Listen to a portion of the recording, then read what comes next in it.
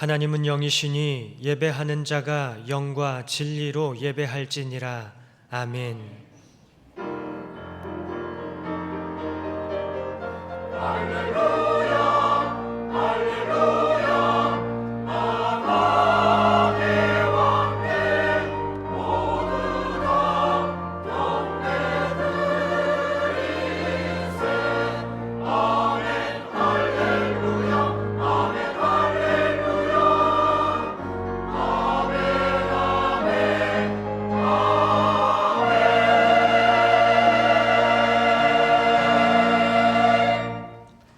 사랑의 하나님 아버지, 저희들에게 믿음 주셔서 주님 오심을 대망하며 하나님께 예배드리는 이 귀한 자리에 참여하게 하시니 감사합니다.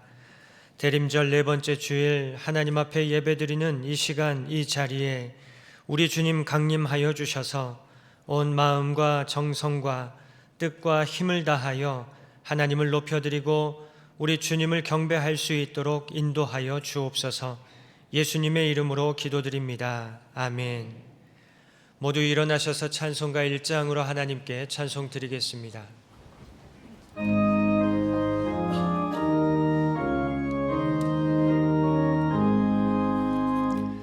만복의 근원 하나님, 온 백성 찬송 드리고 저 천사여 찬송하세. 찬송 성부 성자 성령. 아멘.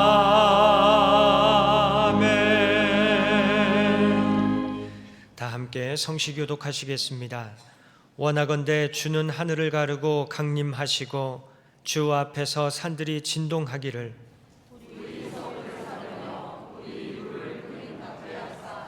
주의 원수들이 주의 이름을 알게 하시며 주께서 강림하사 우리가 생각하지 못한 두려운 일을 행하시던 그때에 주 외에는 자기를 앙망하는 자를 위하여 이런 일을 행한 신을 옛부터 들은 자도 없고 귀로 들은 자도 없고 눈으로 본 자도 없었느니라. 아멘. 사도신경으로 우리의 신앙을 고백하겠습니다. 나는 전능하신 아버지 하나님 천지의 창조주를 믿습니다. 나는 그의 유일하신 아들 우리 주 예수 그리스도를 믿습니다.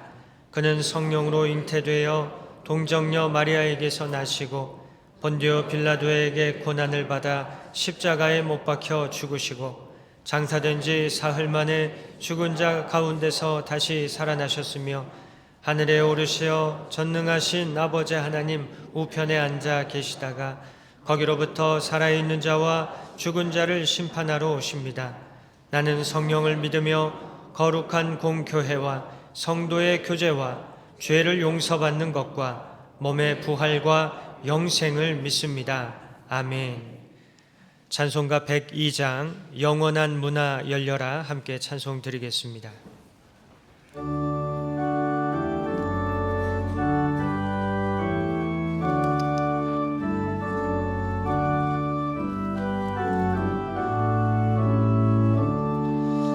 영원한 문화 열려라. 새 임금 들어가신다. 만왕의 왕이 오시니 만민의 구주시로다. 내 마음 문 곧 열어라. 내 사사로운 일 그치고 그 나라에 이르도록 주 계실 성전 삼으라. 오 나의 주 내 마음에 곧 뜻하 함께 계시며 그 큰 사랑을 베푸사 늘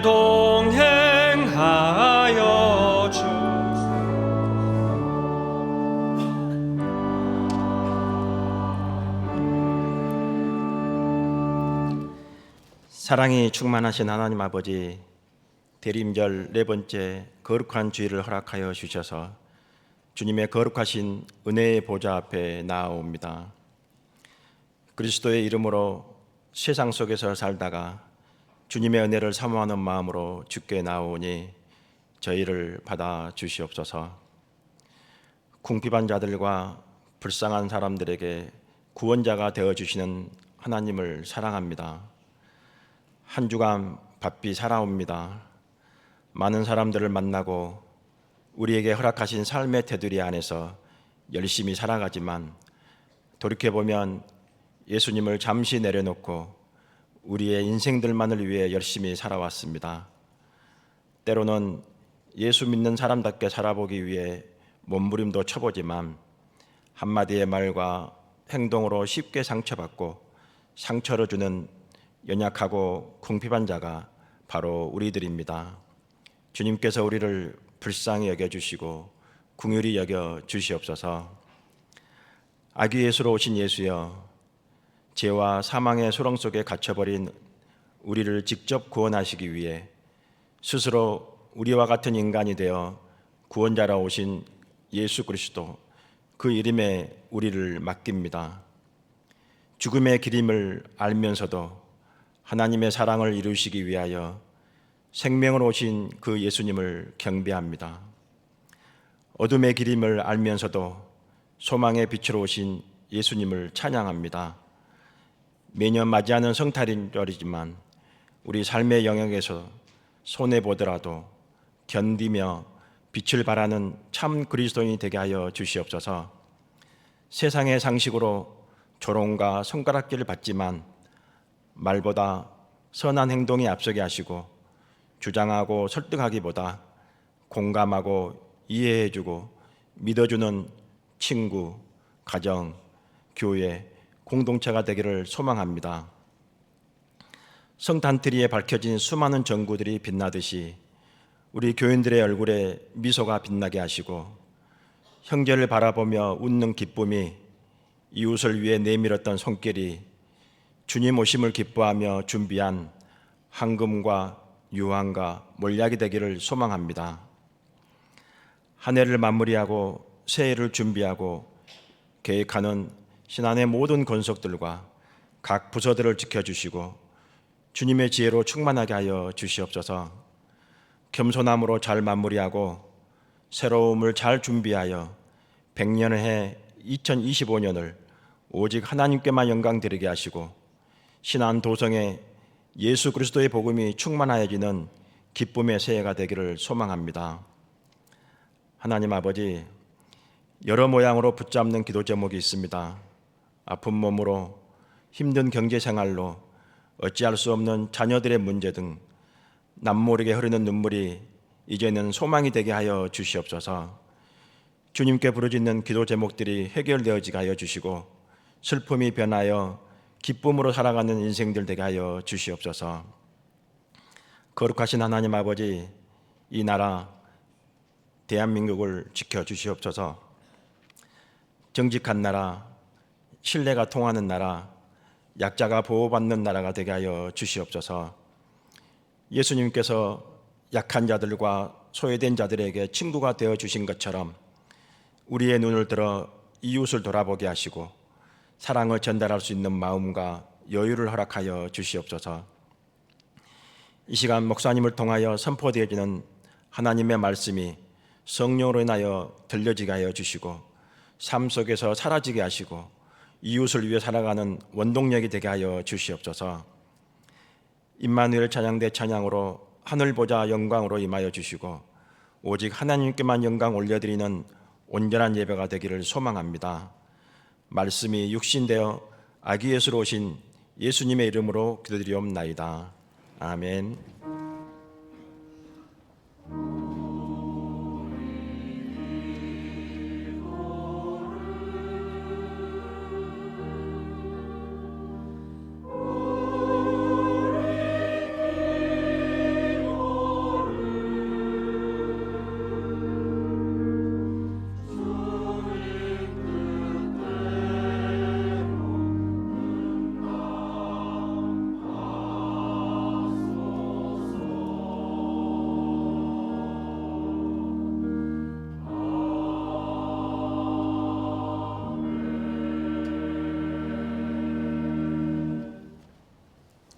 오늘 하나님께서 우리에게 주시는 말씀은 신약의 말씀 사도행전 22장 22절부터 29절까지의 말씀입니다. 이 말씀은 신약성경 228쪽에 있습니다. 먼저 개역개정으로 하나님의 말씀을 봉독합니다. 이 말하는 것까지 그들이 듣다가 소리질러 이르되 이러한 자는 세상에서 없애버리자 살려둘 자가 아니라 하여 떠들며 옷을 벗어던지고 티끌을 공중에 날리니 천부장이 바울을 영내로 데려가라 명하고 그들이 무슨 일로 그에 대하여 떠드는지 알고자 하여 채찍질하며 신문하라 한대 가죽줄로 바울을 매니 바울이 곁에 서 있는 백부장더러 이르되 너희가 로마 시민 된 자를 죄도 정하지 아니하고 채찍질할 수 있느냐 하니 백부장이 듣고 가서 천부장에게 전하여 이르되 어찌하려 하느냐 이는 로마 시민이라 하니 천부장이 와서 바울에게 말하되 네가 로마 시민이냐 내게 말하라 이르되 그러하다. 천부장이 대답하되 나는 돈을 많이 들여 이 시민권을 얻었노라. 바울이 이르되 나는 나면서부터라 하니 신문하려던 사람들이 곧 그에게서 물러가고 천부장도 그가 로마 시민인 줄 알고 또 그 결박한 것 때문에 두려워하니라. 아멘. 세번역 성경으로 한 번 더 봉독합니다.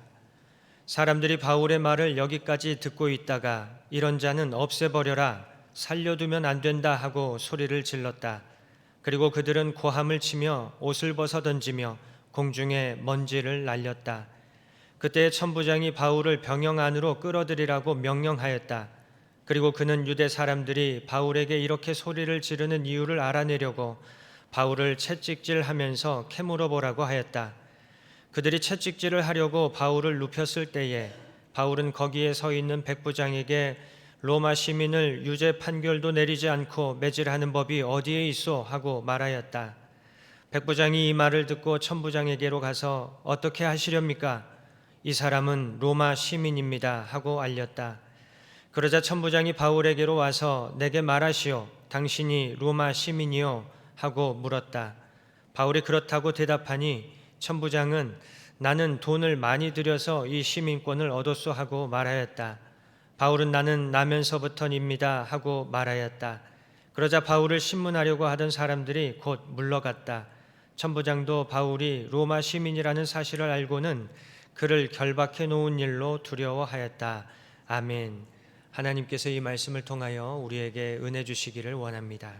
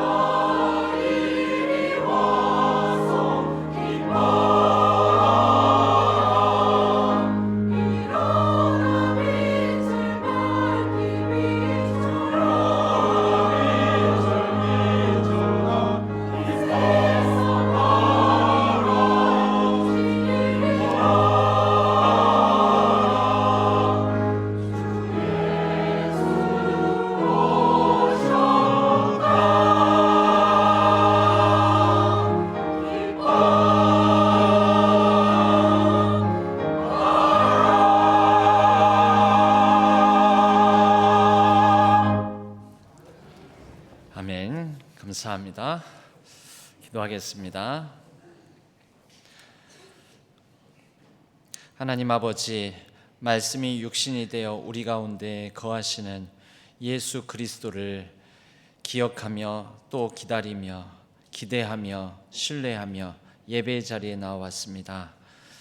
하나님의 말씀을 우리의 심령에 새겨주시고 또 우리가 새긴 그 말씀이, 귀로 들은 말씀이 우리의 삶의 성육신되어 예수 그리스도를 전하는 삶으로 이어지게 하여 주시옵소서. 이 시간 성령 하나님께서 주관하여 주옵소서. 모든 것 의지하옵고 우리 주 예수 그리스도의 이름으로 간절히 기도하옵나이다. 아멘. 오늘은 바울의 시민권 복음 위에 주신 하나님의 선물이라는 제목으로 말씀의 은혜를 나누겠습니다. 지난 주일, 지난 시간에는 바울이 자신의 삶을 쭉 정리해서 이야기를 나누면서 변론을 합니다. 변명을 합니다. 그 내용인즉슨 예수를 만나기 이전에는 나는 이러한 사람이었다. 예수를 만나기 이전의 이야기와 예수를 만난 내역, 예수를 만나는 그 과정의 이야기, 그리고 예수를 만난 이후에 변화된 자신의 삶의 이야기로 이렇게 이어가면서 그는 복음을 전했습니다. 이 복음을 전할 때에는 먼저 복음의 내용에 대해서 선명하게 이해하고 정리한 하나님께서 우리를 위해 예수 그리스도를 통해서 하신 이야기가 있어야 됩니다. 이게 복음의 내용을 이루는 거죠. 하나님께서는 이 온 만물을 사랑으로 또 최선을 다해서 온 만물을 질서 있게 조화 있게 창조하신 창조주이시다. 여러분, 이것은 하나님의 이야기죠. 그럼 바로 이 세상을 지으신 이야기, 또 하나님께서 이 세상을 그런 가운데 인간을 지으셔서 인간에게 맡기시고 인간을 통하여서 이 땅을 하나님의 정의와 공의, 평화와 생명으로 다스리기를 원하셨는데, 그런데 하나님을 외면하고 인간이 거역함으로 인간이 주인 되어서 살려고 한 범죄의 이야기가 성경의 구약 성경으로부터 많은 이스라엘의 역사에 실패하는 이야기를 통해서 우리에게 인간이 주인 되어 살려고 함으로 세상은 더 깨어지고 망가진 이야기, 그런 이야기들이 있습니다. 길게 얘기하려면 아주 길게 장장 몇 시간에 걸쳐서 마치 구약에 39권이 있듯이 긴 이야기를 할 수도 있겠고요. 짧게 압축하면 하나님을 인정하지 않고 인간이 자신이 마치 주인인 양 행세하면서 살아가면 이와 같이 여러 깨어지고 더욱더 세상이 망가지는 삶의 고통들이 따르기 마련이다. 이렇게 짧게 요약할 수도 있겠습니다. 이런 바람 복음에는 이러한 이야기가 있고요. 또 그럼에도 불구하고 인간의 실패에도 불구하고 하나님께서는 이렇게 성탄절을 우리가 맞이하며 기다리면서 우리를 위해서 또 온 세상의 회복을 위해서 인간의 몸을 입고 오신 예수 그리스도가 계시다. 그 예수 그리스도께서 오셔서 우리로 하나님이 이 땅의 만물에 다스리는 분이심을 드러내셨다. 또 인간을 향한 사랑을 보여주셨다. 여러분, 그 바로 예수 그리스도의 이야기, 이게 복음의 또 핵심 내용이죠. 그래서 이제 우리는 그 예수 그리스도를 믿고 그분과 함께 동행하며 따르며 살아가면서 이 세상을 회복해가는 예수 그리스도의 그 이야기 가운데 우리의 각 개개인의 인생이 그 안에 같이 잇대어져서 엮여져서 하나님의 나라의 삶을 살아갈 수가 있다. 여러분, 이게 복음의 내용입니다. 이것은 하나님께서 하신 일이죠. 예수 그리스도를 통해서 하신 일이죠. 그래서 바로 복음의 내용과 함께 복음 전파에는 이제 나의 이야기가 필요하다라는 거죠. 바울도 선명하게 이 복음에 대한 이해를 가지고 설교를 한 적도 있었지만, 그러나 또 자신의 삶의 이야기를 다른 사람에게 전하는 경우가 있었습니다. 그게 지난주에 말씀 내용이었습니다. 바울이 자신의 삶, 마이 스토리, 내 이야기를 가지고 또 하나님께서 하신 일, 하나님의 이야기와 함께 그렇게 같이 균형을 맞춰서 다른 사람에게 증거하면서 많은 사람들을 주께 돌아오게 만드는 선교와 전도의 사명을 감당하게 되었습니다. 오늘 바울을 통해서 우리는 또 다른 색다른 또 우리 말씀을 대하게 되는데, 그것은 뭐냐면 바울이 자신이 태어나면서부터 본인이 선택한 것 아닙니다. 본인이 노력해서 얻은 것 아닙니다. 자신에게 주어진 것입니다.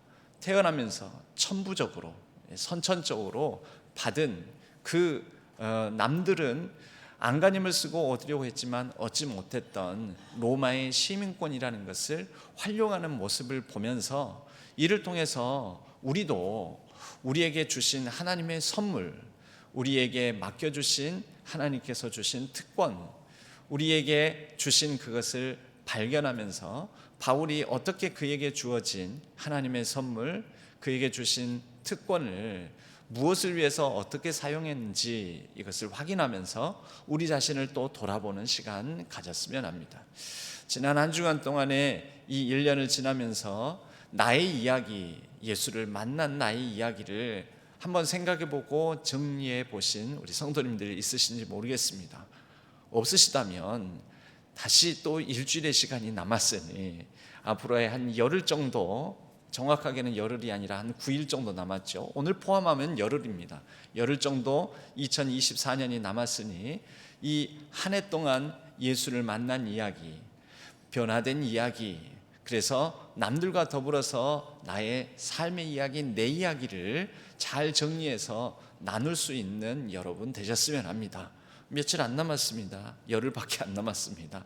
마지막 2024년의 이 열흘, 이때를 놓치지 마시기 바랍니다. 그런데 오늘 여러분에게 함께 나눌 이 말씀을 통해서 또 한 가지 더 우리가 정리할 게 필요합니다. 그 정리할 게 무엇이냐? 우리가 받은 선물은 어떤 것인가? 이것을 생각해 볼 필요가 있다라는 것이죠. 오늘 바울은 이제 천부장에게 잡혀서 이 유대인들로부터 어쩌면 맞아 죽을지도 모르는 그런 위기의 순간을 잠시 벗어나게 됩니다. 변명을 했죠. 자신의 이야기를 통해서 예수를 만난 이야기들을 전하고, 그런데 유대인들의 반응은 별로 좋지 않았습니다. 오늘 보면 22절에 그들이 듣다가 소리를 지르면서 이러한 자는 세상에서 없애버리자, 살려둘 자가 아니라 하면서 막 사람들이 화를 냅니다. 떠들면서 옷을 벗어 던지면서 티끌을 공중에 날리면서, 이러한 것은 약간 유대인들이 흔히 부정한 자, 신성 모독하는 자, 우리가 흔히 하는 말로는 재수 없는 사람, 이렇게 대할 때 하는 그런 이 행동들이었습니다. 아니, 이렇게 하니까 천부장 입장에서는 유대인들의 문화나 유대인들의 종교, 유대인들의 정서를 이해하지 못해서 천부장도 궁금한 것입니다. 그래서 바울을 이들로부터 좀 따로 격리를 시켜야 되겠다. 자신의 이 영내로, 진영으로 데리고 들어가서 명령을 내립니다. 저 바울을 신문해야 되겠다. 그런데 분명히 무슨 잘못이 있고 무슨 죄를 저질렀기 때문에 저러는 게 아닐까 싶다. 채찍질을 좀 하면서 사실을 고하라, 이실직고하라 라고 하는 방식으로 그를 신문해라 라고 말을 합니다. 24절에 천부장이 바울을 영내로 데려가라 명하고, 그들이 무슨 일로 그에 대해서 떠드는지 알고자 하여 채찍질하며 신문하라 하고 명령을 내립니다. 당시의 채찍질은 그냥 뭐 이렇게 팽이 돌리기 할 때 쓰는 그런 끈 또는 가죽끈, 이런 걸로 그냥 때리는 게 아니고, 그 가죽끈 가장 끝에 뼈 조각들이 달려 있었습니다. 뼈 조각들, 이렇게 덩어리된 뼈 조각들이 달려 있으니 이것으로 채찍질을 하게 되면 어떻게 될까요? 채찍질을 내리치는 순간 살에 박히게 됩니다. 그리고 다시 그것을 들어 올리게 되면은 살이 쫙 찢기는 거죠. 그 뼈 조각들에 패여서 살점과 함께 떨어져 나가고, 또 다시 내리치면은 그래서 피가 튀고 살점이 이리저리 튀고 아주 고통스럽고 잔인한 형벌 중에 하나였습니다. 고문이죠, 고문. 그런데 이러한 신문을 해라라고 하시는 것입니다. 예수님께서 이 십자가에 달리시기 전에 이러한 채찍질을 당하셨습니다. 매우 고통스러운, 그래서 채찍질을 몇 번 당하게 되면 온몸이 망신창이가 돼서 피범벅이 되어버리는 그런 상황이 펼쳐졌습니다. 바울이 이런 신문을 당하게 되었는데, 이때쯤에 바울이 이제 채찍질을 맞게 되는 순간에 뭐라고 얘기를 하냐면, 너희가 25절 끝부분에요, 너희가 로마 시민된 자를 죄도 정하지 아니하고 채찍질할 수 있느냐, 그러니까 부당하게 그렇게 대할 수 있느냐라는 거죠. 합당하게 대해라. 너희들이 지배민족으로서 피지배민족 학대하듯이 피지배민으로서 또는 노예, 신분이 낮은 사람 대하듯이 그렇게 함부로 나를 대할 수 없다. 그렇게 대해서 되느냐? 나 로마 시민권자야 라고 말을 하는 것입니다. 바울은 꼭 이런 경향이 있습니다. 로마 시민권이라는 것을 일찍부터 드러냈으면 대우가 달라지고 좀 몸도 편하고 마음도 편하고 뭔가 떵떵거릴 수 있는, 아주 그때 당시에는 이게 아주 좋은 권리이고 대단한 권세인데 꼭 마지막 순간에 얘기를 하더라는 거죠. 고생할 것 다 하고 정말 위기의 마지막 순간쯤에야 이것을 밝히더라는 거죠. 바울이 지금 지난주에 우리가 함께 나눈 바울이 스스로에 대해서 변명하면서 변론하면서 하는 얘기 가운데도 로마 시민권 얘기는 없지 않습니까? 나도 유대인이다, 나도 이렇게 배울 만큼 배웠다, 이 얘기만 하지, 유대인으로서 나도 율법을 배우고 또 율법을 존중하고 뭐 그런 사람이었다, 하나님께 대해서 열심히 있는 자였다, 이런 얘기는 하지만 로마 시민권자라는 얘기를 안 하잖아요. 일전에 바울이 선교지에서 복음을 전하다가 고통을 당하고 그리고 그렇게 해서 이 죽을 위기에 처했을 때 맞을 것 다 맞고 매 맞을 것 다 맞고 가장 이제 죽음의 순간쯤에서야 나 로마 시민권자야 라고 말한 적이 있습니다. 그래서 두려워서 그때도 이 로마에 다스리는 자들이 바울을 풀어주면서 아이고 살살 끼면서 봐달라고, 미안하다고, 잘못했다고 막 이제 이런 적이 있습니다. 그때는 왜 바울이 그때도 맞을 것 다 맞고 나서 맞기 전에 좀 스스로 밝혔으면 매 안 맞고 좋았을 텐데 왜 그랬을까? 그때도 바울은 그에게 있는 이런 시민권이라는 특권을 사용할 때 교회를 위해서 먼저 생각했던 것이죠.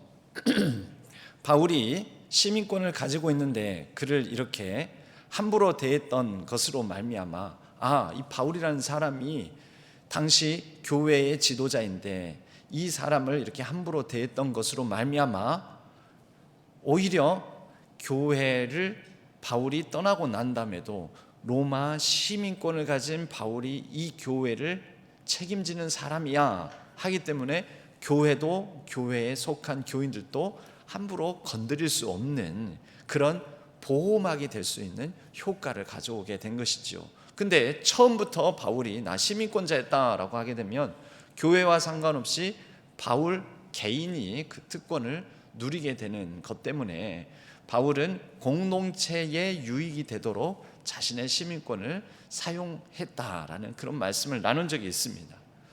오늘 바울이 자신이 로마 시민권자라는 것을 밝히는 대목도 그렇습니다. 바울은 로마의 시민권이라는 이 엄청난 특권이자 선물을 자신을 위해서, 자기 개인 이익을 위해서 사용한 적이 없습니다. 오직 교회를 위해서, 공동체를 위해서, 하나님 나라를 위해서, 복음 전파를 위해서 이것을 극적으로 사용했다라는 것입니다. 여러분, 선물이라는 것은 특징이 있습니다. 선물에는 몇 가지 특징이 있는데요. 선물은 물론 너에게 선물할 테니까 너가 받고 싶은 거, 원하는 거 한번 골라봐라 이러는 경우도 있지만, 선물은 보통 주어지는 것, 받는 것입니다. 내가 선택하고 내가 고르기보다는 주어지고 받는 것. 그러니까 하나님의 선물, 바울은 태어나면서부터 이 시민권을 받았는데요, 하나님의 선물은 각자 저마다 그 선물을 주시고자 하는 하나님께 주권이 있는 거지, 그 선물을 나는 이 선물 받고 싶습니다, 저 선물 받고 싶습니다, 그런 방식으로 우리에게 선물 고를 권한이 없다라는 것이죠. 주어지는 것, 여러분 성경의 많은 부분들은 주어지는 것, 수동적으로 표현되는 경우가 많습니다. 하나님으로 말미암아, 그러니까 하나님께서 우리에게 구원을 선물로 주셨죠. 내가 구원을 받았습니까? 내가 구원을 막 얻습니까? 우리 기독교는 득도가 아니지 않습니까? 전도입니다. 하나님께서 모든 일을 다 이루시고 그 이루신 하나님께서 이루신 일로 말미암아 그 사실을 우리는 믿음이라는 것을 통해서 이미 이루어 주신, 이미 선물 포장까지 끝내주신 선물을 받는 것이죠. 사도 바울도 이런 표현을 많이 씁니다. 하나님의 은혜로 사도된 바울은, 사도된 나는 하나님과 그리스도로 말미암아 사도된, 이런 식으로 표현을 많이 합니다. 수동적이죠. 선물은 받는 것입니다. 여러분, 그래서 우리 각자 저마다 하나님, 나는 왜 이렇게 태어났습니까? 하나님께서 그렇게 나에게 그러한 상황, 그러한 모양, 그러한 형편을 주신 것이죠. 나는 왜 이렇게 키가 작게, 나는 왜 이렇게 좀 연약하게, 나는 왜 이렇게 뚱뚱하게, 나는 왜 이렇게 아무튼 잘생기게, 못생기게, 왜 이렇습니까? 하나님께서 각자 저마다 다르게 주신 것이죠. 그 주신 분의 마음이지 우리의 마음은 아닙니다. 여러분, 신앙생활 하면서 어떤 사람에게 이런 은사를 주시고 또 어떤 사람에겐 저런 은사를 주십니다. 여러분, 하나님의 선물은 각자 저마다 하나님께서 주시는 그분의 뜻 가운데 그분의 마음대로 우리에게 다르게 주신 것이다. 여러분, 하나님의 선물로 사도 바울은 이 로마 시민권을 인식했습니다. 인식했다라는 것은요, 하나님께서 주신 것이니 이것을 내 이익을 위해서, 내 유익을 위해서, 나만을 위해서 내가 마음대로 쓰는 것이 아니라 하나님을 위해서 쓸 수 있어야 된다라는 마음을 가졌다라는 겁니다. 바울은 자신에게 주어진 로마 시민권뿐만 아니라 특권으로 여겨질 수 있는 많은 것들, 그것들을 사명으로 사용하였습니다. 내게 주신 이 복은, 내게 주신 이 선물은 사명이구나. 여러분, 사명이 뭘까요? 예수님께서 마가복음 8장 34절에서 무릇 누구든지 나를 따르려거든 자기를 부인하고 자기 십자가를 지고 나를 따를 것이니라. 예수님을 따르는, 예수님의 가르침을 받는 무리와 제자들을 향해서 그렇게 얘기를 했습니다. 그 무리와 제자들이 누구입니까? 오늘 지금 이 자리에 이 말씀을 함께 나누고 있는 우리 신안의 성도님들입니다. 자기 십자가를 지고 나를 따를 것이니라. 자기 십자가가 무엇입니까? 각자 저마다 다르게 준 나만의 상황, 형편, 조건. 바울은 이 모든 것을, 자신의 상황에 주어진 모든 것을 선물로도 여기고, 그래서 감사함으로 받고, 그 감사함으로 받은 것을 가지고 다시 사명으로 연결지어서 하나님을 위하여, 하나님 나라를 위하여, 복음 전파를 위하여 이것을 자기 십자가로 여기고 예수 그리스도를 따르는 길을 밟아 나가게 됩니다. 자기 십자가를 지고. 바울에게 자기 십자가가 무엇이었을까요? 여러분, 바울에게 자기 십자가는 로마 시민권도 자기가 짊어질 감당할 십자가로 얘기했습니다. 이걸 특권으로 사용하면 떵떵거리고 행세 부리고 힘 깨나 쓰고 그렇게 살았을지도 모르죠. 그런데 이것을 무엇으로요? 예수 그리스도를 따르는 자기 사명으로 연결지어서 복음 전파를 위해서, 교회를 위해서 이 시민권을 사용했다라는 것입니다. 바울에게는 이 시민권뿐만 아니라 여러 가지 바울이 다른 사람이 받은 것과 다른, 바울만 받은, 바울이 가진, 바울에게만 있는 여러 가지 부분들이 있었습니다. 바울에게는 먼저 로마 시민권과 함께 헬라 문화권에서 헬라 문화에 익숙하고 헬라어에 능통한 자신의 능력을 가지고 있었습니다. 그는 이것을 입신양명 출세하고 다른 사람보다 더 성공하고 더 돈을 벌고 하는 방식으로 쓰지 아니하고 전 세계 특별히 헬라어를 아는 헬라 문화에 익숙한 이방인들을 대상으로 복음을 전하는데 자신이 받은 자신에게 있는 이 선물을 사용하게 됩니다. 여러분 일전에 이것을 이렇게 표현한 적이 있죠. 각자 저마다 자기 십자가 하나님께서 주신 사명이 있는데 무엇이 사명인가? 더 많이 받은 것, 더 많이 가진 것이 사명이다고. 여러분들은 다른 사람하고 달리 다른 사람에게 없지만 나에게는 있는 더 많이 받은 것, 남에게는 없지만 나에게 있는 것, 여러분 그런 것 있으십니까? 올 한 해가 가기 전에 이것을 한번 생각해 보셨으면 좋겠습니다. 자기 십자가, 내 사명. 하나님은 나에게 이런 선물을 주셨구나. 다른 사람과 다르게 나에게는 이렇게 더 많이 주셔서 더 많이 가진 것을 주셨구나. 바울에게는 로마 시민권이 그랬고요. 그리고 헬라어에 능통한 그러한 언어 능력이 그랬고요. 또 가말리의 문화생으로서 그 아래에서 율법을 배우고 익혀서 율법에 통달하는 지적 능력을 또한 가지고 있었습니다. 또 바울에게는요, 육체적 능력도 있었는데 그게 뭐냐면 손을 사용해서 천막을 만들 수 있는 기술을 가지고 있었습니다. 천막 짓는 기술. 바울에게 있는 것 아닙니까? 이걸 다 어디에 썼습니까? 하나님을 위하여 하나님의 복음을 전하는데 하나님 나라를 위해서 바울은 사용했습니다. 이게 무엇이죠? 바울이 예수 그리스도를 따라가는 자기 십자가였던 거죠. 사명으로 이것을 내게 더 있는 거, 내게 더 많이 주신 거, 그래서 내가 가지고 있는 것 가지고 그는 하나님 나라를 위한 사명으로 이 모든 것들을 도구로 효과적으로 사용했던 것입니다.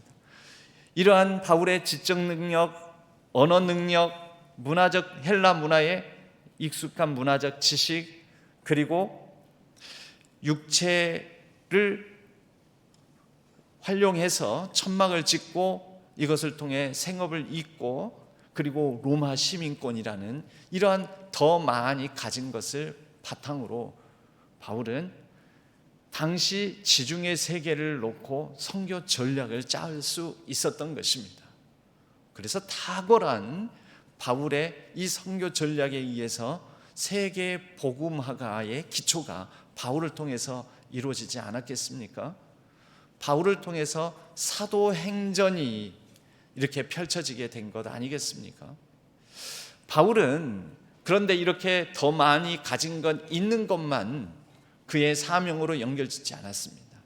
그는 그의 삶의 고난과 역경, 아픔과 고통들도 자기 십자가로 여기고 사명으로 연결짓는 사람이었습니다. 바울은 그가 고린도후서 말씀에 고린도후서 11장에서 그의 자랑거리, 즉 더 많이 가진 것, 받은 것, 이런 유대인으로서 히브리인 중에 히브리인이요, 가말리의 문화생에서 율법에 정통한 자요, 내가 이렇게 많이 가진 사람이야, 이런 이력만, 이런 얘기만 하는 사람이 아니라 그의 연약함과 그의 고통과 그의 부족함을 또한 자랑하는 사람이었습니다. 왜요? 그것이 복음을 전하는 데는 효과적인 수단이요 사명이 될 수 있기 때문입니다.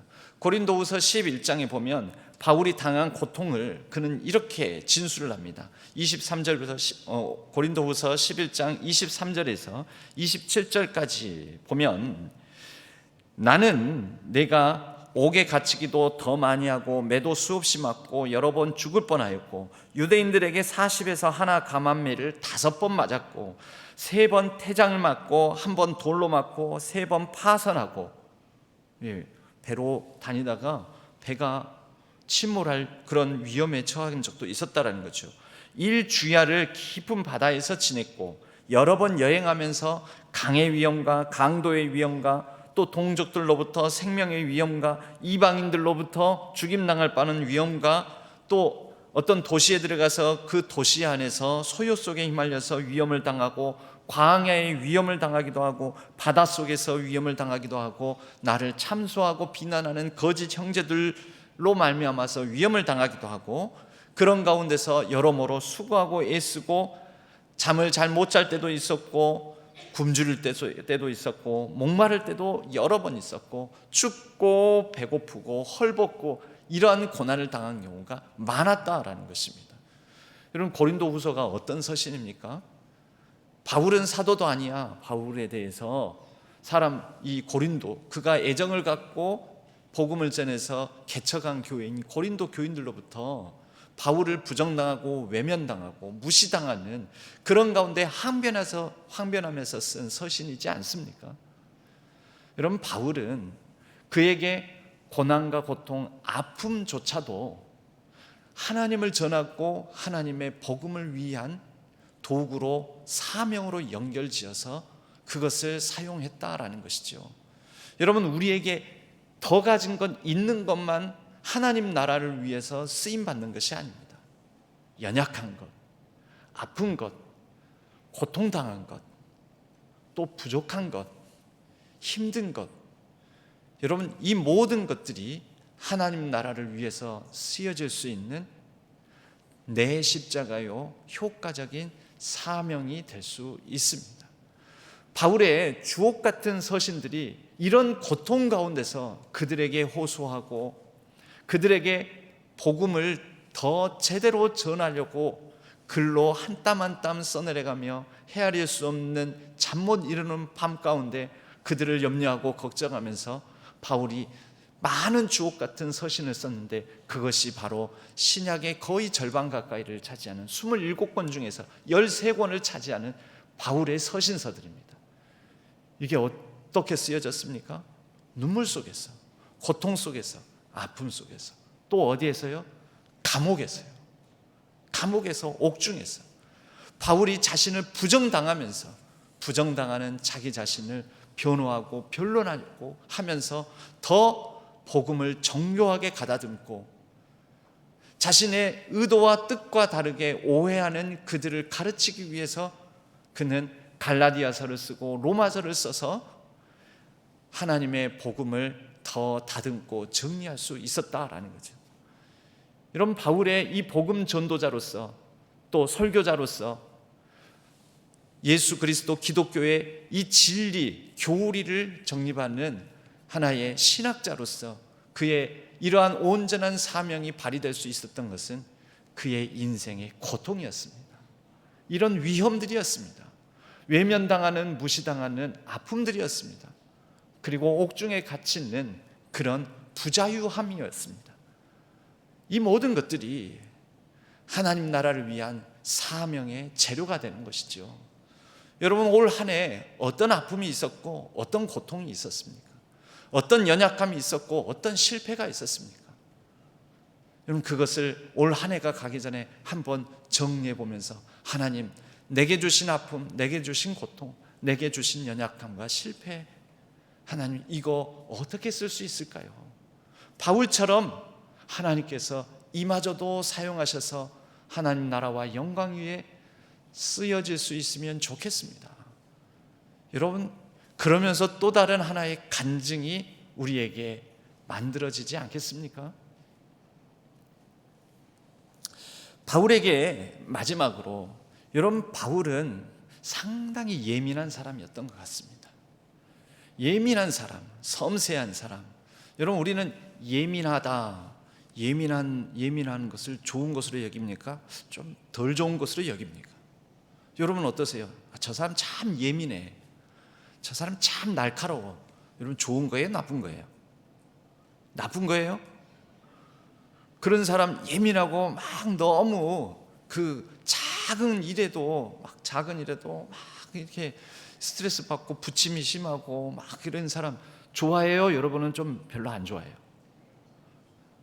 근데 여러분, 바울은 굉장히 예민한 사람이에요. 그냥 예민한 사람은 굉장히 예민하고 섬세하고 작은 일에도 마음 아파하고, 마치 윤동주 시인의 시구에 나오는 것처럼 하늘을 우러러 한 점 부끄러움을 얻기를, 그 마지막 19절에 뭐라고 되어 있습니까? 잎새에 있는 바람에도, 마지막 부분에 가서 잎새에 있는 바람에도 나는 괴로워했다. 여러분, 윤동주 시인도 그런 예민함, 섬세함이 그의 주옥 같은 시구를 이렇게 만들어내는 근원이 되었던 거죠. 근데 바울은 굉장히 섬세하고 예민했습니다. 그런데 그의 섬세함과 예민함은 그로 하여금 복음 전파, 특히 이방인 유럽 지역의 복음을 전하게 만드는 사명의 출발점이 되었습니다. 여러분, 바울이 예민하지 않았다면 그는 성령의 인도하심에 둔감해서 아시아에서 복음 전하는 것을 막는 것이 하나님의 뜻, 성령의 인도하심이구나. 성령이 아시아에서 복음 전하는 것을 막으시는구나. 이거 못 알아챘을 것입니다. 근데 바울은 겁나 예민했습니다. 겁나 예민해서 섬세해서 이거 하나님께서 막으시는 건가? 그럼 어디로?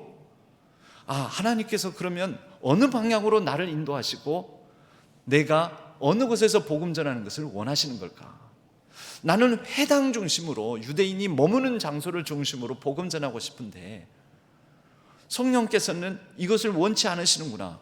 그가 아둔했다면, 좀 둔했다면요, 섬세하지 못했다면 아마 마게도냐인의 환상 보지도 못했을 것이고, 봤더라도 그냥 환상이지 뭐, 그냥 내가 개꿈 꾼 거지 뭐, 기도하다가 내가 깜빡 졸았나 봐, 이렇게 생각했을 텐데, 바울은 그러한 성령의 인도하심, 예수의 영에 매우 예민한 감각을 가지고 있었다라는 거죠.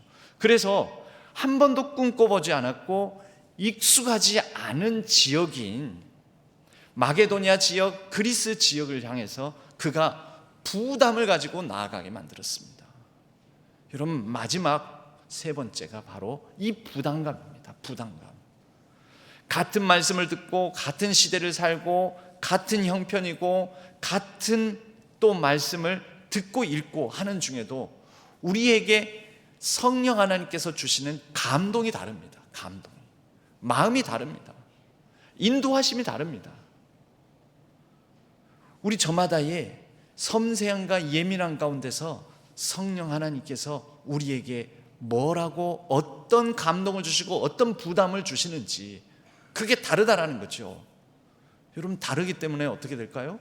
우리는 저마다 각기 다른 자기 십자가가 있는 거죠. 각기 다른 사명이 있는 거죠. 여러분, 이 부담감, 성령의 서로 다른 감동으로 주신 부담감, 여러분, 제 경우에는 저는 경영학과를 나왔습니다. 학부부터 신학을 하지는 않았습니다.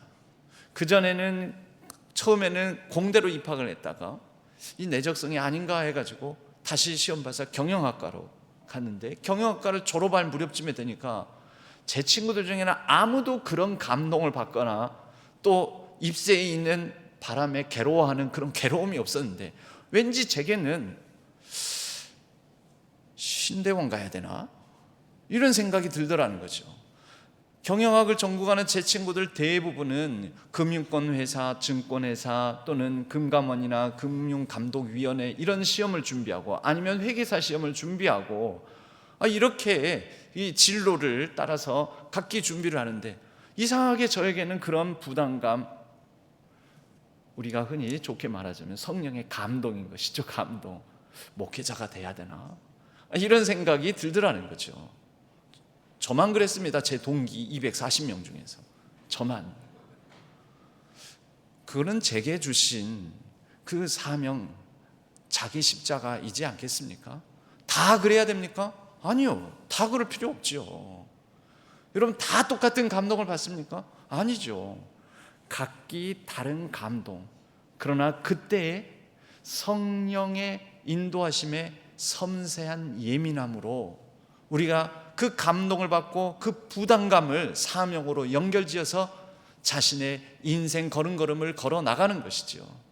여러분, 올 한 해 동안에 우리 신안의 성도님들 가운데는 어떤 감동이 있으시고, 그래서 성령의 인도하신 가운데 어떤 부담감이 있으십니까? 그것을 하나님 앞에 다시 나아가서 기도하시면서, 여러분, 저도 그런 생각이 잠깐 들 때 그냥 끝냈을까요? 아니죠.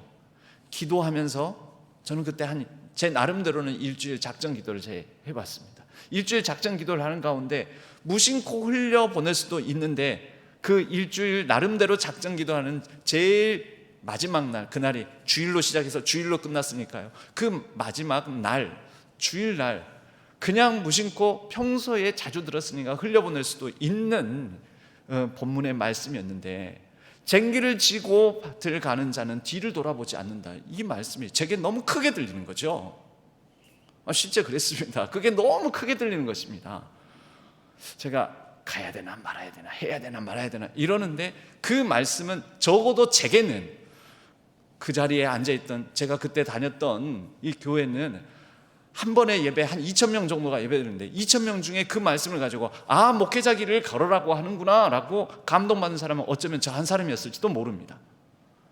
근데 제게는 그런 부담감으로 이거 확정짓는 내게 주신 하나님의 말씀이구나 라고 받았다라는 거죠. 여러분에게는 때로는 말씀을 통해서, 내게 주어진 상황과 사건을 통해서 성령 하나님께서 주시는 감동, 그 감동이 무엇입니까?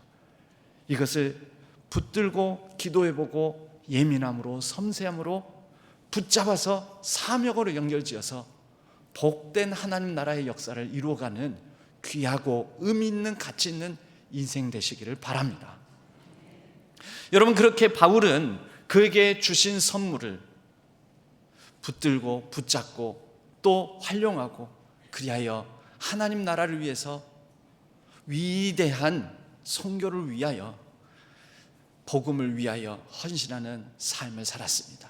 그것이 오늘날 우리에게 전해지는, 예수 그리스도께서 이미 이 땅에 오셔서 사셨고, 또 그 예수 그리스도를 증거한 바울 같은 사람으로 말미암아 전해진 생명의 복음, 우리의 삶을 바꾸는 변화의 복음, 또 평화의 복음, 기쁜 소식인 것입니다. 저와 여러분, 한 해를 정리하면서 그렇게 붙드는 하나님의 선물, 그리고 이 하나님의 선물이 나의 자기 십자가요, 사명임을 인식하고 정리해가며 기도하면서 이 한 해를 복되게 마무리 짓고 그 사명 붙들고 복된 역사를 만들어 나가는 우리 신안의 모든 성도님들 되시기를 주님의 이름으로 간절히 축원합니다. 하나님 아버지, 감사합니다.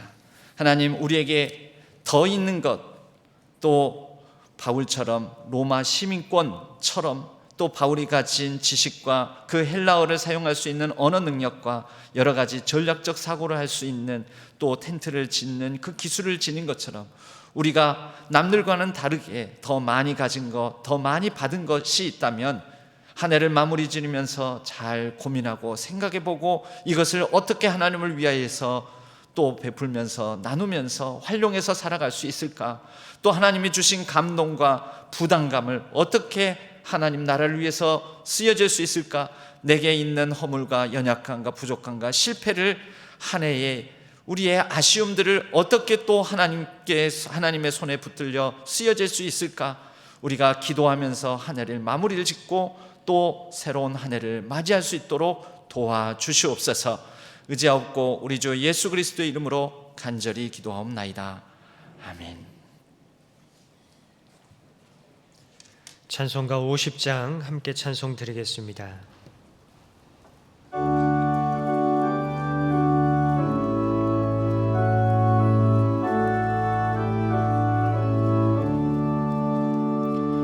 내게 있는 모든 것을 아낌없이 드리네. 사랑하고 의지하며 주만 따라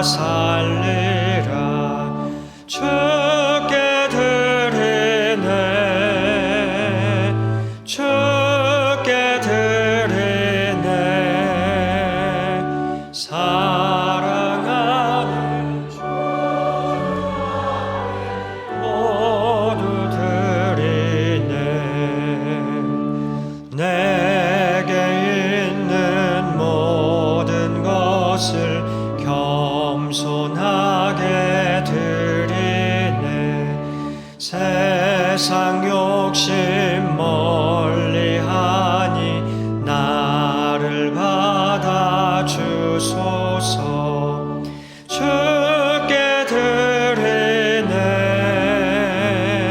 주께 드리네. 사랑하는 구주 앞에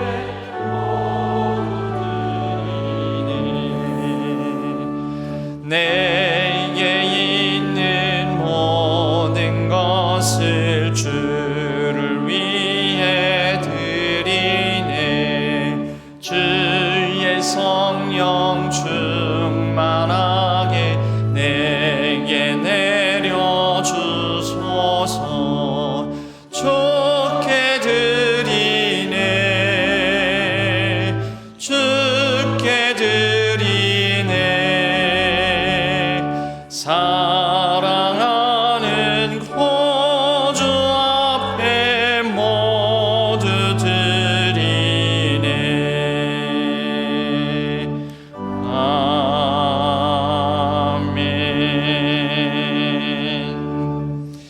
하나님 아버지, 우리에게 주신 모든 것에 감사함으로 기쁨으로 마음과 정성을 담아 주일헌금으로 11조로 선교와 비전헌금으로 생일 감사와 수술 감사와 취업 감사와 출산 감사와 결혼 감사와 장래 감사와 차량 구입 감사와 또 범사에 감사함으로 이 모양 저 모양의 상황과 형편에 담겨져 있는 우리의 마음의 고백과 감사의 제목을 담아 이 예물을 올려드립니다. 하나님께서 기쁘게 받아 주시옵고 또 이러한 예물 가운데 담겨져 있는 간절함 위에 선하게 응답하여 주시옵소서. 우리의 가정과 자녀 손들을 지켜주시고 하나님께서 더욱더 풍성한 삶을 살아갈 수 있도록 도와주시옵소서. 이 나라의 여러 국난의 상황 가운데 하나님 임하여 주시고 하나님께서 이 나라의 땅에 떨어진 정의와 공의가 회복되게 하여 주시오며 속히 이 나라의 여러 불안한 가운데 평화가 깃들게 하여 주시옵소서. 온 세계에도 전쟁의 소식이 여전히 끊이지 않고 들려옵니다. 그 땅, 그 민족에게 하나님께서 하루속히 평화가 찾아들 수 있도록 인도하여 주시옵소서. 한 해를 마무리 지으며 우리의 마음에 연약함이 있습니다. 위로하여 주시고 또 여러 가지 삶에 지치고 또 여러 가지 슬픔을 당함으로 말미암아 아픔을 가지고 있는 성도님들 가운데 하나님의 위로와 축복을 더하여 주시옵소서. 우리의 매일매일의 삶에 하나님께서 주시는 선한 능력으로 믿음의 삶, 선하게 승리하는 삶을 살아가게 하여 주시옵소서. 이 예배를 위하여 또 성탄절을 맞이하여 자신의 것을 나누고 드리기를 기뻐하는 하나님의 헌신된 백성들 기억하여 주시고 하늘의 축복으로 땅의 기름진 축복으로 함께하여 주옵소서. 감사드리옵고 우리 주 예수 그리스도의 이름으로 간절히 축복하옵고 기도하옵나이다. 아멘. 오늘 저희 교회에 등록하신 교우님 있습니다. 정금영, 김보미 성도님 있습니다. 혹시 자리하셨으면 잠깐 자리에서 일어나시면 감사하겠습니다. 박수로 환영하도록 하겠습니다. 예배 후에 잠깐 뵙겠습니다. 자리에 앉아 주십시오. 교회 소식은 주보를 참조해 주시기 바랍니다. 오늘 저녁은 성탄절 칸타타 예배로 드려지고 오늘 4시에는 본당에서 리허설 연습이 있습니다. 성탄절 예배는 수요일인데요, 1, 2, 3부로 드려지고 3부에는 성탄 발표회가 있습니다. 그리고 수요일 저녁 예배는 성탄절 예배를 드렸기 때문에 저녁 예배는 가족과 함께 보내시기 바랍니다. 오늘 오후에 4시에는 울림실에서 신임 집사 세미나가 있습니다.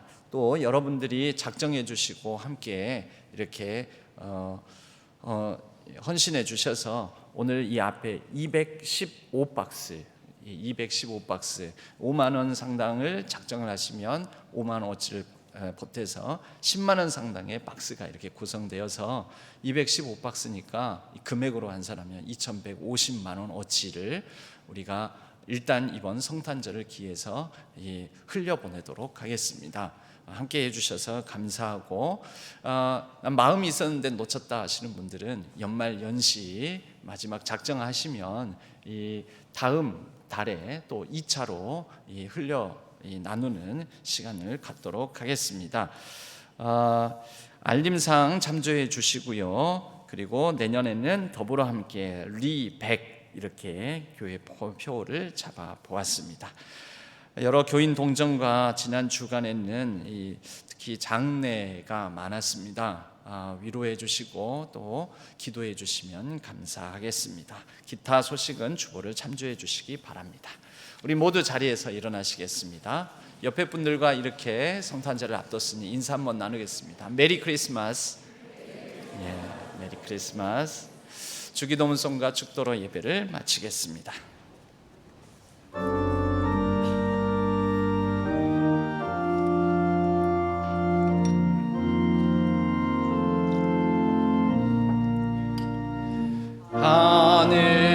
하늘에 계신 아버지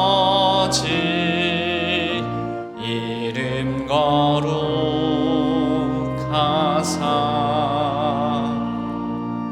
주님 나라 임하시고 뜻이 이루어지이다.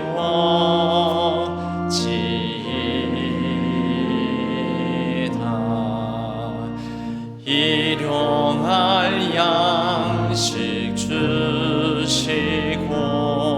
우리들의 큰 죄 다 용서하옵시고 또 시험에 들게 마시고 악에서 구원하소서. 대개 주의 나라 주의 권세 주의 영광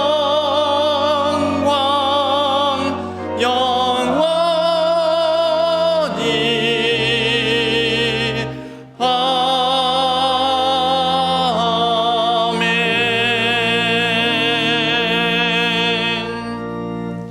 이제는 우리 주 예수 그리스도의 은혜와 하나님 아버지의 지극하신 사랑하심과 성령 하나님의 위로 교통하심이 이 자리에 모인 모든 신안의 성도님들 위에 온라인상에서 흩어져 예배를 드리는 모든 예배자들 위에 우리 신안교회 위에 이제로부터 영원까지 함께 하시기를 간절히 축원하옵나이다. 아멘.